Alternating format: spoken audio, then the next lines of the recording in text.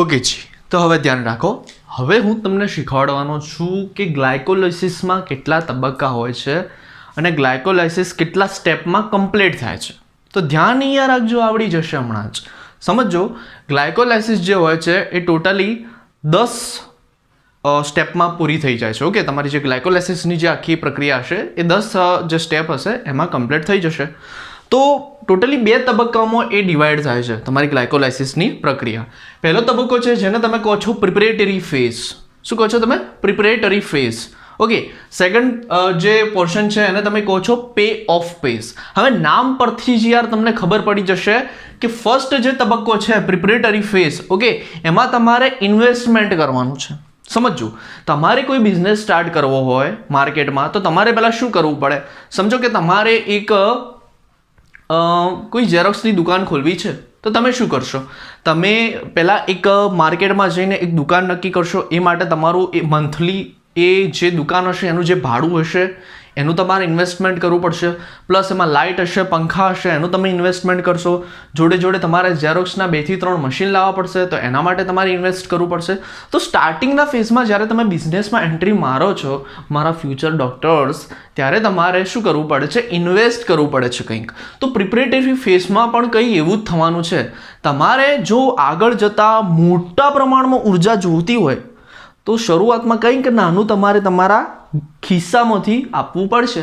Okay, તો આ વસ્તુ થશે તમારા પ્રિપરેટરી ફેઝમાં. સેકન્ડ ફેઝ છે, સેકન્ડ જે તબક્કો છે એ તમારો છે પે ઓફ તબક્કો. પે ઓફ તબક્કામાં તમને તમારા કર્મોનું ફળ મળશે. એટલે કે અહીંયા તમારું કર્મ શું છે? અહીંયા તમારું કર્મ હતું ગ્લાયકોલિસિસની પ્રક્રિયા કરવી. ગ્લાયકોલિસિસની પ્રક્રિયાનો જે સેકન્ડ તબક્કો છે જે છે તમારો પે ઓફ તબક્કો, તો ત્યાં તમને તમારું કર્મનું ફળ એટલે કે તમારી એટીપી મળશે. ઠીક છે ને? અહીંયા આપણે ઇન્વેસ્ટમેન્ટ શું કરી રહ્યા છીએ? એટીપી કરી રહ્યા છીએ, કારણ કે એ આપણું ઉર્જાનું ચલણ છે. આપણે ઇન ફ્યુચર એ વસ્તુ પ્રાપ્ત કરવાની છે એટલા માટે. તો ધીમે ધીમે એક એક વસ્તુને હું સમજાવવાનો પ્રયત્ન કરું છું. આજે આપણે માત્ર ને માત્ર પ્રિપરેટરી ફેઝ વિશે હું તમને શીખવાડીશ. બધા જ ડાઉટ, બધા જ કન્સેપ્ટ ક્લિયર કરાવી દઈશ. ધ્યાન ખાલી અહીંયા રાખજો. સ્ટાર્ટ કરીએ છીએ. જુઓ, મસ્ત મજાનો ટોપિક છે પ્રિપરેટરી ફેઝ. ઓકે, હવે તમને ખબર છે કે જે આ પ્રિપરેટરી ફેઝ છે એની શરૂઆત એટલે કે તમારી ગ્લાયકોલિસિસની શરૂઆત જે થશે તમારા ગ્લુકોઝથી. ધ્યાન અહીંયા રાખજો, જે તમારી ગ્લાયકોલિસિસ છે એની શરૂઆત થાય છે તમારા ગ્લુકોઝથી થાય છે. અને ગ્લુકોઝ એ કેટલા કાર્બનયુક્ત શર્કરા છે? તો તમે મને કહેશો સર ગ્લુકોઝ જે એ 6 કાર્બનયુક્ત શર્કરા છે. ઓકે જી, તો આ જે તમારો ગ્લુકોઝ છે એ આગળ જતાં કન્વર્ટ થાય છે ગ્લુકોઝ 6 ફોસ્ફેટમાં. શેમાં કન્વર્ટ થાય છે? ગ્લુકોઝ 6 ફોસ્ફેટમાં કન્વર્ટ થાય છે. પ્રશ્ન ઊભો એ થાય કે કેમ ગ્લુકોઝમાંથી ગ્લુકોઝ 6 ફોસ્ફેટમાં કન્વર્ટ થયું? એના પહેલાં હું તમને અહીંયા એન્ઝાઇમ લખાવીશ, તમને હાલ જ આવડી જશે. જે ઉત્સેચક જે એમાં મહત્વનો ભાગ ભજવે છે, જે એન્ઝાઇમ જે છે ગ્લુકોઝને ગ્લુકોઝ 6 ફોસ્ફેટમાં કન્વર્ટ કરે છે, એ એન્ઝાઇમનું નામ છે મારા ફ્યુચર ડોક્ટર્સ હેક્ઝોકાઇનેઝ. હેક્ઝોકાઇનેઝ આ બહુ જ અગત્યનો એન્ઝાઇમ છે, બહુ જ અગત્યનું ઉત્સેચક છે. સમજો, hexo means 6. Okay, hexo means 6. કાઇનેઝનો મિનિંગ શું થાય? સમજી લો, એક વાત મગજમાં યાદ રાખી લેજો. જ્યાં પણ તમને કાઇનેઝ શબ્દ દેખાય ત્યાં હંમેશા એક જ વસ્તુ યાદ રાખવાની કે આ ફોસ્ફેટના ગ્રુપનું સ્થળાંતરણ કરશે. આ પર્સન એ ફોસ્ફેટના ગ્રુપનું શું કરશે? સ્થળાંતરણ કરશે, એનું ટ્રાન્સપોર્ટેશન કરશે. કાઇનેઝ જે ઉત્સેચક હોય છે એ તમારો જે ફોસ્ફેટ ગ્રુપ હોય છે એનું શું કરે છે? ટ્રાન્સફર કરે છે. ઓકે, સ્થળાંતરણ કરે છે. એટલે જ્યાં પણ તમને એટીપીની કોઈ રિએક્શન દેખાય, મીન્સ કે જ્યાં પણ તમને કાઇનેઝ શબ્દ દેખાય, ઓકે, જ્યાં પણ કાઇનેઝ શબ્દ દેખાય ત્યાં હંમેશા યાદ રાખજો એટીપીની રિએક્શન તમારે લખી જ દેવાની. ત્યાં ફોસ્ફેટ ટ્રાન્સફર થઈ રહ્યો છે.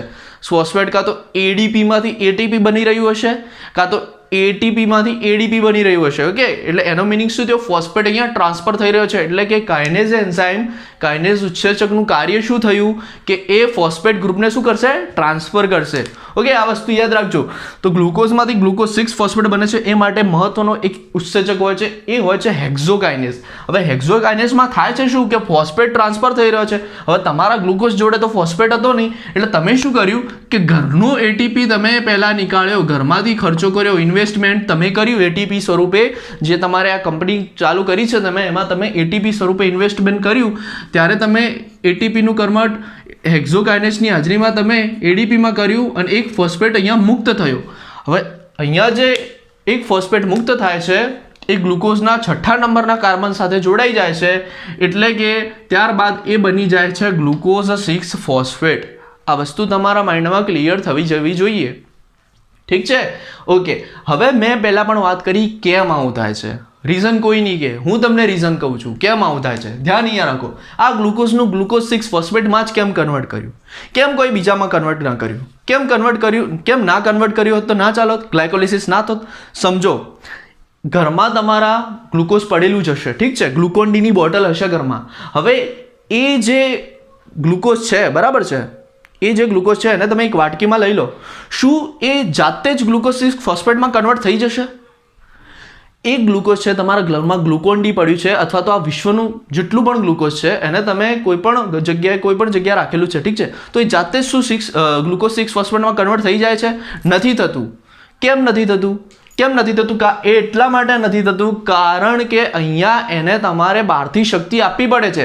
જ્યાં સુધી તમે બહારથી એને શક્તિ પ્રોવાઈડ નહીં કરો ત્યાં સુધી એ ગ્લુકોઝ 6 ફોસ્ફેટમાં કન્વર્ટ નહીં થાય. ઓકે, આ એક મેઇન રીઝન છે. સિમ્પલી લોજિક છે. સમજો કે જો ગ્લુકોઝ છે અને એ ગ્લુકોઝ 6 ફોસ્ફેટ શક્તિ આપ્યા વગર જ સ્વયંભૂ જાતે જ ગ્લુકોઝ 6 ફોસ્ફેટમાં કન્વર્ટ થઈ જતું હોત તો તમારા ઘરમાં જે નોર્મલ ખાંડ પડેલી છે એ સીધી જ કન્વર્ટ થઈ જાય અને ગ્લાયકોલિસિસ ચાલુ કરી દે. પરંતુ એવું નથી થઈ શકતું. એ ગ્લુકોઝ જ્યારે તમારી બોડીમાં આવશે ત્યારે તમારું શરીર જ એને શક્તિ પ્રોવાઈડ કરશે, એને ફોસ્ફેટ આપશે અને પછી જ એ ગ્લુકોઝ 6 ફોસ્ફેટમાં કન્વર્ટ થશે. તો આ એક મેઇન કારણ છે. ઠીક છે? આ વસ્તુ તમારા મગજમાં કન્સેપ્ટ અહીંયા ક્લિયર થવો જોઈએ. હું શું કહેવા માંગી રહ્યો છું આટલે સુધી તમને ખબર પડવી જોઈએ. ગ્લુકોઝમાંથી ગ્લુકોઝ 6 ફોસ્ફેટ બનવું એ સ્વયંભૂ પ્રક્રિયા નથી. યાદ રાખજો, સ્વયંભૂ પ્રક્રિયા નથી. સ્વયંભૂ પ્રક્રિયા એટલે શું સર? સ્વયંભૂ એટલે જાતે થતી એવી પ્રક્રિયા નથી. જ્યારે એને બહારથી શક્તિ મળે છે, શક્તિ પ્રોવાઈડ થાય છે, ત્યારે જ ગ્લુકોઝ 6 ફોસ્ફેટમાં કન્વર્ટ થશે. એના પહેલાં ક્યારેય નહીં થાય. અને એ વસ્તુ તમારી બોડીને ખબર છે કે આ ગ્લુકોઝને મારે ગ્લુકોઝ 6 ફોસ્ફેટમાં કન્વર્ટ કરવાનો છે. એટલા માટે એ શું કરે છે? એ ઉત્સેચકનો યુઝ કરે છે જેનું નામ છે હેક્ઝોકાઇનેઝ. અને આ કાઇનેઝનું કાર્ય શું છે? ફોસ્ફેટનું સ્થળાંતરણ કરવાનું. તો એટીપી આવશે, તમે એને ઇન્વેસ્ટ કરી રહ્યા છો અહીંયા એટીપી, તો હેક્ઝોકાઇનેઝ એટીપીમાંથી એક ફોસ્ફેટ લઈને ગ્લુકોઝ જોડે અટેચ કરી દેશે એના 6થા નંબરના કાર્બન જોડે યાર. તો માટે પહેલી વસ્તુ બની જાય છે તમારું ગ્લુકોઝ 6 ફોસ્ફેટ. આ રિએક્શન યાદ રહી છે? ખબર પડે છે? આ ફર્સ્ટ રીઝન થઈ ગયું છે એનું. ઓકે, બીજું સમજો. બીજું કેમ ગ્લુકોઝમાંથી ગ્લુકોઝ 6 ફોસ્ફેટ જ બન્યું? કેમ બીજું કંઈ ન બન્યું? કેમ એવું? તો એનું પણ હું તમને રીઝન આપી છું. સમજો, જો ગ્લુકોઝ હોય ને, એકલું ગ્લુકોઝ હોય તો કોષમાંથી એનો લોસ થવાનો મોટો ભય ઉત્પન્ન થઈ જાય. સમજો, હું તમને એક્ઝામ્પલ આપું છું. સમજી લો, આ એક કોષ છે, આ એક પ્રાણી કોષ છે અને આમાં મોટા પ્રમાણમાં શું રહેલું છે? ગ્લુકોઝ રહેલું છે. ઓકે, શું છે? ગ્લુકોઝ રહેલું છે. અને ગ્લુકોઝ તમને ખબર છે મોનોસેકેરાઇડ છે. તો એ કોષરસ પટલની આર પાર નીકળી જશે, ફટાફટ લોસ થઈ જશે. સમજી લો કે આ એક વનસ્પતિનો કોષ છે. સમજો, આ એક શું છે? વનસ્પતિનો કોષ છે. હવે વનસ્પતિએ બિચારે ઘણા દિવસોની મહેનત કરીને, ઘણા દિવસો સુધી એને પ્રકાશ સંશ્લેષણની ક્રિયા કરીને ગ્લુકોઝ બનાવ્યું છે. તો શું ઇઝીલી એ પોતાના ગ્લુકોઝને બહાર જવા દેશે? તમે ઘણી મહેનત કરીને ખાવાનું ખાધું છે, તમારા શરીરમાં પાચનની ક્રિયાઓ થઈને એટ લાસ્ટ ઘણી બધી ક્રિયાઓ થયા પછી ગ્લુકોઝ બન્યું છે, તો તમે ઇઝીલી એને વેસ્ટ કરી દેશો? નહીં કરો. તો એના માટે શું કરવું પડે કે સમજો, જ્યારે આ જે ફોસ્ફેટ છે, આ ફોસ્ફેટ ગ્રુપ જ્યારે આ ગ્લુકોઝ ઉપર જોડાય છે, સમજો, એટલે ફોસ્ફેટની સંજ્ઞા છે PO4-. યાદ રાખો, PO4-. ફોસ્ફેટ શું છે? માઇનસ, ઋણ વીજભારિત આયન છે. હવે તમને ખબર છે કે જે કોષરસ પટલ હોય છે એ આયનો માટે, ભલે ધન વીજભારિત હોય કે ઋણ વીજભારિત હોય, એના માટે શું હોય છે? અપ્રવેશશીલ હોય છે. એટલે કે આ જે ગ્લુકોઝ હશે જ્યારે ગ્લુકોઝ 6 ફોસ્ફેટમાં કન્વર્ટ થઈ જશે એટલે ગ્લુકોઝ 6 ફોસ્ફેટના ઉપર નેગેટિવ આયન આવી જશે, ઋણ વીજભાર આવી જશે. પરિણામે આ જે ગ્લુકોઝ 6 ફોસ્ફેટ અહીંયા પડ્યો છે, આ જે ગ્લુકોઝ 6 ફોસ્ફેટ અહીંયા પડ્યો છે એ આ કોષરસ પટલની બહાર જઈ જ નહીં શકે. એટલે કે ગ્લુકોઝનો લોસ થવાનો કોઈ ભય જ નહીં રહે. એટલા માટે ગ્લુકોઝનું કન્વર્ટ ગ્લુકોઝ 6 ફોસ્ફેટમાં કરવામાં આવે છે. આ એના બે રીઝન થઈ ગયા. આવું કોન્સેપ્ટ તમને ક્યાંય સમજવા નહીં મળે. હું સમજી શકું છું આ તમારા માટે એક નવું છે, તમે એક નવી જ ગ્લાયકોલિસિસ મારા જોડે ભણી રહ્યા છો, પણ મેં તમને પહેલાં પણ કહ્યું હતું કે મારી જોડે તમે એક અલગ જ નજરથી બાયોલોજીને જોશો, કારણ કે હું તમને ક્યારેય બાયોલોજી ગોખતા નહીં શીખવાડું, રટ્ટા મારતા નહીં શીખવાડું. દરેક રિએક્શનને આપણે લોજિકલી સમજવાની છે. તો પહેલી રિએક્શન તમારા મગજમાં ક્લિયર હોવી જોઈએ. અને બે કારણો તમને આવડી જવા જોઈએ. પહેલું કારણ તો શું છે ગ્લુકોઝનું ગ્લુકોઝ 6 ફોસ્ફેટમાં કન્વર્ટ થવાનું પહેલું કારણ કે એ સ્વયંભૂ પ્રક્રિયા નથી. ઓકે, સ્વયંભૂ પ્રક્રિયા નથી. અને બીજું કારણ શું છે? બીજું કારણ એ છે કે જે તમારો ગ્લુકોઝ છે એનો લોસ ના થવો જોઈએ, લોસ ના થવો જોઈએ. એટલે જે કોષ છે એમાં જે ગ્લુકોઝ છે ને એ ગુમાવવાનું નથી, એને કોષમાં જ રાખવાનું છે જો તમારે આગળ ગ્લાયકોલિસિસ કરવાનું હોય તો. ઓકે, તો આ બે રીઝન થઈ ગયા, તમને આવડી જવા જોઈએ યાર. બહુ જ સિમ્પલ રીઝન છે. આટલે સુધી ક્લિયર હશો તમે બધા આઈ થિંક. બહુ સરસ. હું અહીંયા ફરીથી લખી દઉં છું એકવાર, ગ્લુકોઝ 6 ફોસ્ફેટ. ઓકે જી, આ વાત થઈ જી. આ થઈ ગયું પહેલું સ્ટેપ. ટોટલ જે પ્રિપેરેટિવ ફેઝ હોય છે એમાં 5 સ્ટેપ હોય છે. આ આપણે વાત કરી પહેલા સ્ટેપની કે ગ્લુકોઝમાંથી બને છે ગ્લુકોઝ 6 ફોસ્ફેટ. શું થાય છે કે અહીંયા આપણે એક એટીપીનો અણુ વાપરીએ છીએ. તો એટીપીનો અણુ વાપરીએ છીએ અને જે ઉત્સેચક યુઝ કરીએ છીએ એ છે હેક્ઝોકાઇનેસ. હવે હેક્ઝો એટલે 6, ગ્લુકોઝ એ 6 કાર્બનયુક્ત શર્કરા છે અને કાઇનેસ એટલે ફોસ્ફેટના ગ્રુપને ટ્રાન્સફર કરવાવાળો. તો એટીપીમાંથી ફોસ્ફેટ ટ્રાન્સફર કરી ગ્લુકોઝના 6થા નંબરના કાર્બન ઉપર આપણે લગાવી દીધો, એટલે આપણે એને કીધું ગ્લુકોઝ 6 ફોસ્ફેટ. હવે થાય છે શું સમજો. ગ્લુકોઝ 6 ફોસ્ફેટમાંથી બને છે fructose 6 phosphate. Okay, fructose 6 phosphate. હવે મેઇન આ વસ્તુ છે, જુઓ જરા અહીંયા જુઓ થઈ શું રહ્યું છે. અહીંયા મેં 2 તીર દર્શાવ્યા છે ઉપર નીચે, આમાં આવી રીતે 2 તીર છે. જ્યારે અહીંયા જુઓ એક જ તીર છે, એટલે કે આ પ્રતિવર્તી પ્રક્રિયા નથી, આ એક જ દિશામાં ચાલશે. એક વસ્તુ યાદ રાખજો, ગ્લાયકોલિસિસમાં તમને એક જ તીરવાળી 3 રિએક્શન જોવા મળી જશે. મારી વાતને ધ્યાનથી સમજજો. સંપૂર્ણ ગ્લાયકોલિસિસના જે 10 સ્ટેપ છે એમાં તમને આ એક જ તીરવાળી, એક જ દિશામાં તીરવાળી એવી 3 પ્રક્રિયા જોવા મળી જશે, જે બહુ જ ઇમ્પોર્ટન્ટ છે ગ્લાયકોલિસિસની પ્રક્રિયાઓમાં. આ બહુ જ ઇમ્પોર્ટન્ટ પ્રક્રિયા છે. જેટલા એક સિંગલ તીરવાળી જેટલી પણ પ્રક્રિયાઓ છે, આવા સિંગલ તીરવાળી જેટલી પણ 3 પ્રક્રિયાઓ છે, જે 3 પ્રક્રિયા છે એ બહુ જ ઇમ્પોર્ટન્ટ છે ગ્લાયકોલિસિસમાં. હું તમને સમજાવીશ કેમ ઇમ્પોર્ટન્ટ છે, પણ અત્યારે યાદ રાખી લેજો. ઓકે, તો આ બહુ ઇમ્પોર્ટન્ટ છે. હવે આ ગ્લુકોઝ 6 ફોસ્ફેટ કન્વર્ટ થાય છે ફ્રુક્ટોઝ 6 ફોસ્ફેટ. હવે તમને પણ ખબર છે, મને પણ ખબર છે કે ગ્લુકોઝ અને ફ્રક્ટોઝ એ બંને મોનોસેકેરાઇડ છે અને એકબીજાના સમઘટકો છે. શું છે? આઇસોમર્સ છે. એકબીજાના શું છે? આઇસોમર્સ છે, સમઘટકો છે, હે ને. રાસાયણિક સૂત્રો એક સમાન પણ બંધારણીય સૂત્રો જુદા જુદા હોય તો એને કહેવામાં આવે સમઘટકો. આ તમે કેમિસ્ટ્રીમાં ભણી ગયા છો. તો હવે થાય છે શું કે જુઓ, કન્વર્ટ થઈ જાય છે એટલે આઇસોમરની હાજરી આવે છે. બરાબર, જોતા રહેજો. અહીંયા થઈ શું રહ્યું છે, આઇસોમરની હાજરી આવી રહી છે. સમઘટકોને કહેવાય આઇસોમર. તો સમજો અહીંયા આવે છે જે ઉત્સેચક આવે છે એનું નામ છે ફોસ્ફો. જોજો ધ્યાનથી, ફોસ્ફો હેક્ઝો આઇસોમરેઝ. શું નામ છે બેટાજી? ફોસ્ફો હેક્ઝો આઇસોમરેઝ. ફોસ્ફો એટલા માટે કારણ કે 6થા નંબરના કાર્બન ઉપર ફોસ્ફેટ ગ્રુપ અટેચ છે. 6થા નંબરના કાર્બન ઉપર શું અટેચ છે બેટાજી? ફોસ્ફેટ ગ્રુપ અટેચ છે. હેક્ઝો એટલે 6 અને આઇસોમરેઝ એકબીજાના સમઘટકો છે, એના માટે ઇંગ્લિશમાં શબ્દ યુઝ થાય છે આઇસોમર્સ. તો ફોસ્ફો હેક્ઝો આઇસોમરેઝ એની મદદથી ગ્લુકોઝ 6 ફોસ્ફેટ કન્વર્ટ થશે તમારા ફ્રુક્ટોઝ 6 ફોસ્ફેટ. અહીંયા પણ એક રીઝન છે, અહીંયા પણ એક લોજિક છે કે કેમ ગ્લુકોઝ 6 ફોસ્ફેટનું કન્વર્ટ ફ્રુક્ટોઝ 6 ફોસ્ફેટમાં જ થયું, કેમ બીજામાં ના થયું, કેમ આવું થયું? તો ધ્યાન અહીંયા રાખો, હું તમને સમજાવું છું. સમજો કે ગ્લુકોઝ 6 ફોસ્ફેટ જે હોય છે, તમે એનું બંધારણ જોવો છો ત્યારે તમને એમાં એક જ ચેન, ઓપન ચેન એક જ અવેલેબલ થાય છે, એટલે ત્યાં તમે એક જ ફોસ્ફેટ જોડી શકશો. સમજો, હું અહીંયા સમજાવવાનો પ્રયત્ન કરું છું, ધ્યાન અહીંયા રાખજો, તમને હમણાં જ આવડી જશે, બહુ ઇઝી છે. સમજો, આ હું ગ્લુકોઝનું સ્ટ્રક્ચર ડ્રો કરું છું. ઓકે, ધ્યાન અહીંયા રાખજો, હમણાં ખબર પડી જશે.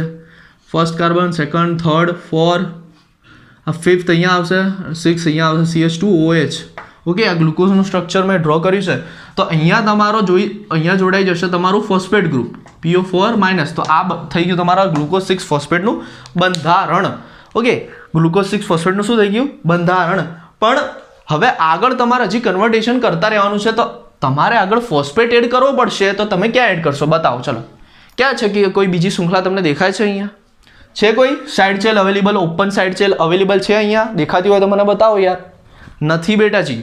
તો ફ્રુક્ટોઝ 6 ફોસ્ફેટનું જો તમે બંધારણ જોશો તો તમને કંઈક આવું બંધારણ ફ્રુક્ટોઝ 6 ફોસ્ફેટના તમને જોવા મળી જશે.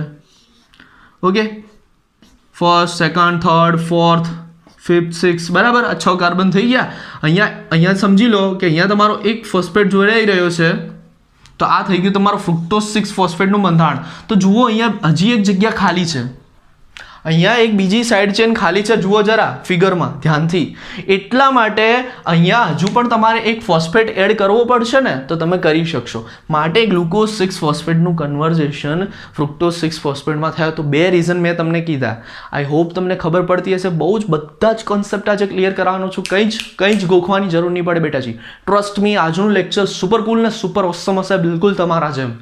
પણ ધ્યાન અહીંયા રાખતા રહેજો. ફરીથી કહું છું, 2 રીઝન્સ તમારા સામે મેં મૂક્યા છે. પહેલું રીઝન એ હતું કે ગ્લુકોઝ અને ફ્રુક્ટોઝ એકબીજાના સમઘટકો છે, આઇસોમર્સ છે. સેકન્ડ મોસ્ટ ઇમ્પોર્ટન્ટ રીઝન કે ગ્લુકોઝનું તમે જો બંધારણ જોશો તો તમને એક જ ચેન અવેલેબલ, એક જ જગ્યા તમારી જોડે હશે જ્યાં તમે ફોસ્ફેટ ઉમેરી શકશો. જ્યારે ફ્રુક્ટોઝનું તમે બંધારણ જોવો છો ત્યારે તમારી પાસે 2 પ્લેસ અવેલેબલ છે, 2 જગ્યાઓ અવેલેબલ છે જ્યાં તમે ફોસ્ફેટને આગળ જતાં એડ કરી શકશો. માટે એનું કન્વર્ટેશન ફ્રુક્ટોઝ 6 ફોસ્ફેટમાં થાય છે. આ વસ્તુ યાદ રહેવી જોઈએ. બહુ જ ઇમ્પોર્ટન્ટ વસ્તુ છે. મેં તમને સમજાવી દીધી છે કેમ આવું થાય છે. ઠીક છે, આટલા સુધી ક્લિયર? ચલો, તો હવે આગળ વધવાનો પ્રયત્ન કરીએ. જુઓ જરા આગળ શું થઈ રહ્યું છે. હવે જુઓ, ફ્રુક્ટોઝ 6 ફોસ્ફેટ તો તમારી પાસે આવી ગયો, બરાબર. હવે ફ્રુક્ટોઝ 6 ફોસ્ફેટ હોય છે. ઓકે, સમજો, આ રિએક્શન હું હવે અહીંયા લખું છું. ધ્યાન અહીંયા રાખજો. આ એરો હું અહીંયા લઈ જઉં છું. ઓકે, ફ્રુક્ટોઝ 6 ફોસ્ફેટ હોય છે. સિંગલ એરો જ છે, ધ્યાન રાખજો, ડબલ એરો નથી કર્યો મેં. એક સિંગલ એરો જ છે, સિંગલ એરો જ છે. ફ્રુક્ટોઝ 6 ફોસ્ફેટ એ આગળ જતાં કન્વર્ટ થશે ફ્રુક્ટોઝ 1,6-બીસ ફોસ્ફેટ. શેમાં? ફ્રુક્ટોઝ આગળ જતાં રૂપાંતરણ પામશે ફ્રુક્ટોઝ 1,6-બીસ ફોસ્ફેટ. ઓકે, ફરીથી જે તમારો ગ્લુકોઝ હતો એ હેક્ઝોકાઇનેઝ ઉત્સેચકની મદદથી રૂપાંતરણ પામે છે ગ્લુકોઝ 6 ફોસ્ફેટમાં. ત્યાં તમારો એક ATPનો અણુ વપરાય છે. એના પછી જે ગ્લુકોઝ 6 ફોસ્ફેટ હોય છે એ ઉત્સેચક હોય છે ફોસ્ફો હેક્ઝો આઇસોમરેઝ. એના દ્વારા રૂપાંતરણ પામે છે ફ્રુક્ટોઝ 6 ફોસ્ફેટ. ઓકે, જે બંને સાઈડે અહીંયા તીર છે ત્યાં એક જ સાઈડે છે, એટલે આ પ્રથમ એ બહુ જ ઇમ્પોર્ટન્ટ બની જાય છે તમારા માટે. ઓકે, હવે ફ્રુક્ટોઝ 6 ફોસ્ફેટ અહીંયા પાછું એક જ તીર છે આના જેવું જ, એટલે આ તમારી 3rd નંબરની પ્રક્રિયા પણ બહુ મોસ્ટ ઇમ્પોર્ટન્ટ હશે. યાદ રાખી લેવાની. જ્યાં એક તીર આવે સમજી જ લેવાનું કે બહુ ઇમ્પોર્ટન્ટ છે. ફ્રુક્ટોઝ 6 ફોસ્ફેટમાંથી કન્વર્ટ થાય છે ફ્રુક્ટોઝ 6-બીસ ફોસ્ફેટમાં. તો હવે અહીંયા શું થશે? અહીંયા જે ઉત્સેચક વપરામાં આવે છે, જે ઉત્સેચક અહીંયા યુઝ થાય છે એ હોય છે ફોસ્ફોફ્રુક્ટોકાઇનેઝ. યાદ રાખજો, નામ છે એનું ફોસ્ફોફ્રુક્ટોકાઇનેઝ.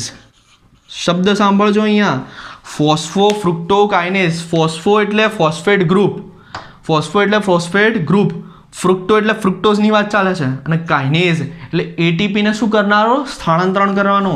એટલે પાછો અહીંયા તમારે એક ATP શું કરવો પડશે? ઉપયોગમાં લેવો પડશે. ATPનું કન્વર્ટ થશે ADPમાં, અને શું થશે બેટાજી? તો જે પહેલા નંબરનો કાર્બન છે ફ્રુક્ટોઝનો એના ઉપર જોડાઈ જશે તમારો ફોસ્ફેટ. શબ્દ અહીંયા સમજજો, કેમિસ્ટ્રી થોડું તમને અહીંયા લઈ જાઉં છું. શબ્દ છે બીસ ફોસ્ફેટ, બાય શબ્દ નથી. તમે બાય ક્યારે લઈ શકો કે સમજો 1 કાર્બન 2 3 4 5 અને 6 કાર્બન છે, ઠીક છે. તો સમજો 6થા કાર્બન ઉપર બે જગ્યાએ ફોસ્ફેટ ગ્રુપ જોડાયેલા હોય ને, તો તમે એવું કહી શકો કે ફોસ્ફો 6 બાયફોસ્ફેટ, બરાબર, ફોસ્ફો બાય 6 ફોસ્ફેટ એવું કહી શકો. પરંતુ અહીંયા એવું નથી.